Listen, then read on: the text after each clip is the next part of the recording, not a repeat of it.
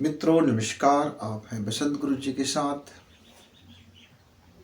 जीवन में किसी भी मूल्य पर अपना आत्मसम्मान ना गवाएं, क्योंकि आपके जीवन में यदि सबसे ज़्यादा सर्वाधिक यदि किसी चीज़ का मूल्य है तो मित्र वो है आपका खुद का सम्मान। पर ध्यान रखना, यह आत्मसम्मान और छद्म सम्मान और आपकी बातों को किसी ने नहीं माना, या आपके दुर्गुणों को किसी ने प्रहार किया, या आपके करतूतों को किसी ने उजागर किया, या आपके व्यवहार को किसी ने लौटा दिया, तो फिर आप ऐसा नहीं कहेंगे कि मेरा यह आत्मसम्मान खो गया। आत्मसम्मान और अभिमान दोनों में बड़ा फर्क है मित्र। इसीलिए बहुत जरूरी है कि आप अपने आत्मसम्मान को ठीक से समझो। ये आत्मसम्मान कब बचा रहेगा? जब आप किसी के मोहताज नहीं रहोगे, आप दूसरे ऊपर जब तक निर्भर रहोगे, कभी पैसों को लेकर के, कभी वस्त्रों को लेकर के, कभी विचार को लेकर के, कभी जीवन के कार्य को लेकर के, कभी व्यापार को लेकर के, कभी व्यवसाय को लेकर के, यानी आप अपना कर्म करने की आज़ादी आपको नहीं होगी। एक खूंटे से बंधा हुआ नाव बहुत दूर तक चला जा रहा था। उस नाव को जरा भी यह पता नहीं था कि यह रस्सी कहाँ से बंधा हुआ है, और पूरी रात भर नाविक नाव खेता रहा। सुबह हुआ तो नाविक को देख करके बड़ा आश्चर्य हुआ कि मैंने रात भर श्रम किया पर मेरा नाव तो वहीं का वहीं है। क्यों? क्योंकि वह खूंटे से रस्सी को निकालना भूल गया था। जब खूंटे से रस्सी निकालना भूल गए और आप पूरी लाइफ मेहनत करते रहे, पूरी जिंदगी आप चलते रहे, और अंत में आपको क्या मिलता है कि अरे मैं तो मोह रूपी, क्रोध रूपी, लोभ रूपी अज्ञानता के यह जो रस्सी है, इसको तो मैंने मोह की खूंटी में बांध रखा है। अज्ञानता की जो रस्सी है, मैंने तो अपने घर के सारे दरवाजे बंद करके ताला में लगा दिया है। अब रोशनी जाएगा कैसे? बाहर से तो बड़ी रोशनी था, मरकरी लगा हुआ था, लाइट था। हाँ, क्या कहना, इतनी लाइट था, ऐसा लग रहा था कि जैसे दिन मान हो गया हो रात में भी। लेकिन भीतर तो चार दीवार था, चार दीवारी के अंदर में गेट बंद था, कोई रोशनदान भी नहीं था, तो अंधेरा तो कमरे का अंधेरा गया नहीं। इसी तरह से जीवन में आप बाहर बहुत तामझाम कर लेते हैं, पर भीतर जब तक प्रकाश न उतरे, भीतर जब तक प्रेम न बरसे, भीतर जब तक आनंद ना बरसे, भीतर में जब तक संतोष ना बरसे, भीतर में जब तक सौहार्द ना आए, भीतर में जब तक कोई सहकारिता ना हो, भीतर में क्या है? भीतर में शंका, कुढ़न, जलन, राग, द्वेष, तमाम प्रकार की सब कुछ। जब देखो तब श्राप दो, जब देखो तब लोगों को गंदा बोलो, जब देखो तब किसी आपकी भावना ही सही नहीं।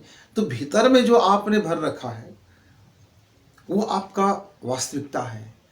अब जब तक वो भरा रहेगा तब तक आत्मसम्मान से आप जिंदगी नहीं जी सकते। क्यों? क्योंकि कभी भी मुंह की खानी पड़ सकता है। मैं परसों की बात है, टहलने गया हुआ था, तो मैंने क्या देखा, एक नौजवान जो बड़े घर का, बड़े पूंजीपति का घर का लग रहा था, क्योंकि उसके पास विलायती एक कुत्ता था और नौकर थे और चमचमाती हुई गाड़ियाँ थी, और उसमें उसके आगे पीछे और लोग घूम रहे थे कि कहीं इसको कोई दिक्कत ना हो जाए, कुछ हो ना जाए। अब मित्र, थोड़ी सी धूप निकला, सुबह का समय था, थोड़ी सी धूप निकला, उसके शरीर में एलर्जी होने लगा। धूप पड़ गया, अब धूप की एलर्जी, छाया में गया, छाया की एलर्जी, यानी पूरा जीवन एलर्जी से भर गया। क्यों? क्योंकि आपने प्रकृति के जीवन को आपने कृत्रिम जीवन बना लिया। जब आपका प्रकृति का गुण है भूख लगना, कड़ाके की भूख लगना, जो स्वाभाविक आहार है, जो हमारा उदर की बनावट है, जो हमारी जठर ग्रंथि की बनावट है, जो हमारी दांत की बनावट है, जो हमारी आंत की बनावट है, ये सारे अनुकूल जब हम ग्रहण करेंगे अपना भोजन, अब तो आरोग्य रहेंगे। और मैं देखा उसको, वो बड़ा दिमाग से ऐसा लग रहा था कि जैसे बीमार हो। वो चिड़चिड़ापन था, उसके भीतर में क्रोध था, वो लोगों को गालियाँ देते थे। अब नौकर तो थे बेचारे, सारा चीज़ सहन कर रहे थे। मैंने उनमें से एक नौकर को देखा, वो पीठ पीछे बड़ा गाली बक रहे थे। बहुत गाली बक रहे थे, ऐसा धीरे धीरे बुड़बुड़ा करके। मैं उसके बगल में गया, भैया आप इसकी चाकरी क्यों करते हो? बोले क्या बजाएं, 2 वक्त का पेट का सवाल ना होता तो मैं कदापि ना करता। तो मैंने कहा कि चाकरी करने से, इस तरह चाकरी करने से आपका सम्मान चला जाता है और आपका पेट भर जाता है तो कोई मतलब नहीं। आप मजदूरी करो, मेहनत करो, श्रम करो, पर गाली खा करके, किसी के थूक चाट करके यदि आपने धन कमा भी लिया तो आपका आत्मसम्मान तो बचा ही नहीं। फिर आप तो पिलपिले हो गए, जोक के समान हो गए, कोई मतलब नहीं रह गया। उस व्यक्ति को थोड़ा लगा, पर बोले कि क्या है कि हमारी तो ऐसी ज़िंदगी बन गया है, बचपन से हम ऐसी कर रहे हैं। मित्रों, उसी के बगल में एक और बुजुर्ग जो चल रहे थे, वह भी काफ़ी लग रहा था कि बड़ा आदमी के घर का होगा। दुखी था, पीड़ित था, जीवन में बिल्कुल क्लांत से भर गए थे, नौजवान भी और ये वृद्ध भी। मैंने कहा दोनों के पास तो कुछ संपत्ति है, पर जीवन की संपत्ति बिल्कुल नहीं है, रस बिल्कुल नहीं है। मैंने पूछा, दादाजी आखिर आप इतना निराश क्यों घूमते फिरते हैं?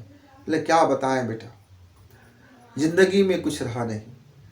खूब धन दौलत कमाया, खूब नियत खोरी की, खूब भ्रष्टाचारी किया, खूब लोगों को ठगा, खूब किया, खूब ऐश्वर्य धन इकट्ठा किया, ये सोच करके कि पूरे परिवार को हम खुशी देंगे, आनंदित देंगे, और पूरी परिवार जिंदगी भर वह मुझको उलाहना मारते रहे, ताना कसते रहे कि घर वालों के पास के लिए आपके पास समय नहीं है, समय नहीं है, और मैं धन कमाने में लग गया और आज यही स्थिति मेरे बच्चों के पास है। अब मैं बोलता हूँ कि 2 मिनट बैठ जाओ, 2 मिनट बैठ लेते हैं, बातें कर लेते हैं, एक घर में रह लेते हैं, खुशी खुशी आनंद से कुछ कर गप सप कर लेते हैं, बातचीत कर लेते हैं, तो नहीं, किसी के पास वक्त नहीं, और दाने दाने को मोहताज कि ये इतना पैसा का आप उपयोग कर रहे हो, यहाँ जाओगे इतनी दे सकते, वो नहीं कर सकते, वो नहीं कर सकते। मतलब ऐसा ज़िंदगी हो गया है कि बदतर हो गया, बंधन में आ गया, बदतर हो गया। तो मोहताज बहुत बड़ी बेड़ी है। मोहताज होना मतलब बहुत बड़ी जिल्लत है। एक मजदूर, एक कामगार, एक किसान, एक व्यापारी और एक कर्मचारी जब तक वो कमा रहा है, खुद के लिए कमा रहा है, परिवार के लिए कमा रहा है, तब तक वो बादशाह है, वो घर का हीरो है। लेकिन जिस दिन वो बेकार हो जाता है, घर के कमाने वाले की संख्या बदल जाती है, क्रम बदल जाता है, तब फिर आप मोहताज हो जाते हो। लेकिन आपका बच्चा मोहताज नहीं कहलाता, पर आप बच्चे ने अब कमाना शुरू किया है तो आप कैसे मोहताज कहलाने लगे? क्योंकि बच्चे का भी तो अब आप पहले बच्चे आपका था, अब आप बच्चे जैसे हो गए, अब बच्चा अब आपके जगह में आ गया है। तो इस स्थान परिवर्तन को आप समझिए। आप मोहताज नहीं हैं, आप दिल से और मन से बीमार हैं। बीमारी ठीक करेंगे, ठीक होता हुआ जाएगा। मौज में नहीं रह पाते, जिंदगी भर कमाते हैं, हाय हाय हाय है, और वही जो हाय हाय है वो जिंदगी के साथ चलते चलता रहता है, वही जिंदगी के साथ चलते रहता है। मित्रों, तो यदि आपको बेहतरी जिंदगी जीना है, आनंद पूर्वक जिंदगी जीना है, तो मौज में रहिए। और मौज में रहिए मतलब मृत्यु को याद रखिए, जीवन की सच्चाई को याद रखिए। यह संपत्ति समृद्धि देती है, पर यदि संपत्ति में आह लेकर के आप कमाते हैं तो यह आह आपकी जिंदगी में लौट के आता है। ये संपत्ति आपको सुख नहीं दे सकता, धन दे सकता है, पर आप यदि कर्मयोगी बनते हैं, आप यदि सेहतमंद रहते हैं, यदि आप अपने कृत्यों से, यदि आप अपने कर्मों से अपना जो धन है उसको अर्जित करते हैं, उसमें किसी प्रकार की इधर उधर की वगैरह वगैरह कि आप कमाई में नहीं ही लगे रहते हैं, तो कर्मयोगी बन करके धन उत्पत्ति होता है। जब वो धन आपको मिलता है तो विश्व कल्याण के लिए लगता है, मानव कल्याण के लिए लगता है, परिवार के लिए लगता है, आप तब भी समृद्धशाली बनते हैं।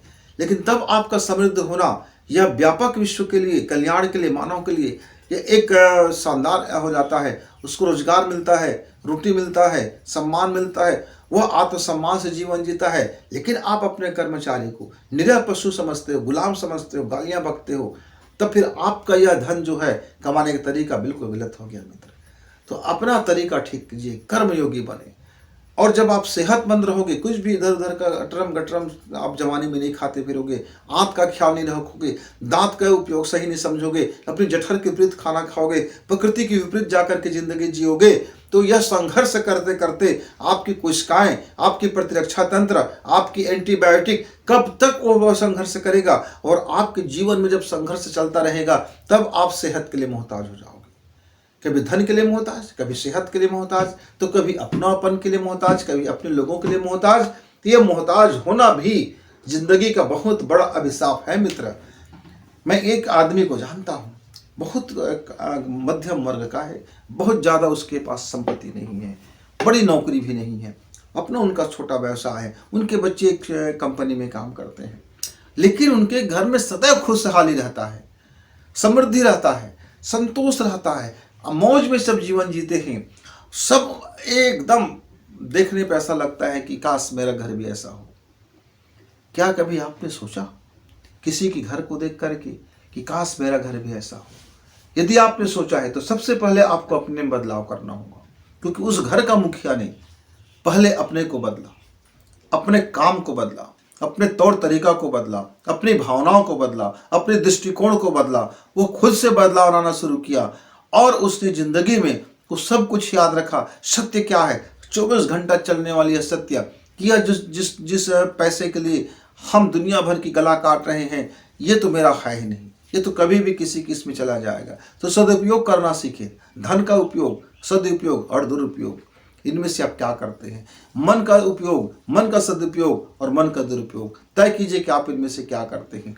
भावना का उपयोग, भावना का दुरुपयोग और भावना का सदुपयोग आप तय कीजिए कि आप इनमें से क्या करते हैं। आपका जो पाचन शक्ति है, जो दांत है, आंत है, इसका उपयोग, इसका दुरुपयोग और इसका सदुपयोग आप क्या करते हैं? खुद तय कीजिए। आंख का, कान का, नाक का, 10 इंद्रियों का, सेक्स का, हर चीज का अपना एक उपयोगिता है, उसका एक सदुपयोगिता है और उसका एक दुरुपयोगिता है। आपका जिंदगी जितना ज्यादा सदुपयोग पर चलता जाएगा, चाहे कान हो, नाक हो, मन हो, दिमाग हो, सोचने का तरीका हो, खान पान हो, रहन सहन हो, बोली हो, जीने का तरीका हो, धन कमाने का तरीका हो, खर्च करने का तरीका हो, मित्रों इसी 3 चीज के ऊपर निर्भर है। यदि जिस दिन आप अपने अंग अवयव और अपनी संपत्ति और अपनी फैमिली का सदुपयोग सीख गए, यह जन्म का यह कारण सीख गए, यह जीवन का यह एक एक अंगों का सदुपयोग करना सीख गए मित्र, उसी दिन से फिर आप आत्मसम्मानी बन के जी सकते हो। उसी दिन से आप आत्मनिर्भर जिंदगी जी सकते हो। उसी दिन से आप मौज में जिंदगी जी सकते हो। उसी दिन से आप मस्ती में जिंदगी जी सकते हो। उसी दिन से आप फिर कह सकते हो कि हाँ, मेरा जिंदगी खुशहाल है। और तभी आप कर्मयोगी बन सकते हो। और जब आप कर्मयोगी बनेंगे तब आप सेहतमंद बनेंगे। मित्रों, सबसे पहले है कि आप अपने जीवन, अपने मन, अपने दिमाग, अपनी सोच क्या आत्मसम्मान पूर्वक है, सदुपयोग करते हैं, तो आप अपना हर हालत में आत्मसम्मान बचाइए। क्योंकि यह आत्मसम्मान को ही आप बार बार गिरवी रखते हैं, बार बार ठेस पहुंचाते हैं, बार बार आप अपने को नहीं कह सकते। लोभ आया, नहीं बोल सका, क्रोध आया, नहीं बोल सका। किसी प्रपंच में आप पढ़ने वाले थे पर आपने खुद को नहीं बोला, आपने आत्मसम्मान को बेच दिया, कौड़ी की मोल लगा दिया। मित्रों, तो आत्मसम्मान को किसी कीमत में न गंवाएं, क्योंकि आत्मसम्मान से शुरू होता है जीवन के तमाम खुशहाली, सेहत, कर्म, वहीं से शुरुआत होती है मित्र। इसलिए ध्यान दीजिए और जीवन को कर्मयोगी बनाइए, सेहतमंद बनाइए, खुशहाल जिंदगी जिए। निरस जिंदगी क्यों जीना? जब तक जिए मौज में जिए, जब तक कर्म करें कर्मयोगी बनकर करें। खूब धन कमाइए, खूब मान कमाइए, खूब सम्मान कमाइए और खूब अपने अध्यात्म को भी बचा के रखिए मित्रों। फिर जिंदगी देखेंगे वो आपके पास 10-20 कुत्ते घूमते रहेंगे, उससे आप आत्मसम्मानी नहीं हो जाओगे, उससे आप सम्मान के हकदार नहीं हो जाओगे। 10-20 लोग आपकी जयकारा करते हुए चलते फिरते रहेंगे, इससे आपका आत्मसम्मान बढ़ेगा नहीं। 10-20 लोग आपको बात बात पर वाह वाह करते रहेंगे, इससे आप कर्मयोगी नहीं बन जाते। 10-20 लोग आए दिन आपकी गुणगान करते हुए चाटुकारी करते रहेंगे, इससे आप बेहतर, सेहतमंद और खुशहाल जिंदगी वाले नहीं हो सकते। वो जो चीज़ें भीतर से है वो बाहर से नहीं मिल सकता। इसलिए भीतर को भी आप बेहतर कीजिए, बाहर तो बेहतर हो ही जाएगा। मित्रों, फिर मिलेंगे, तब तक गुरु जी को इजाज़त। नमस्कार, धन्यवाद।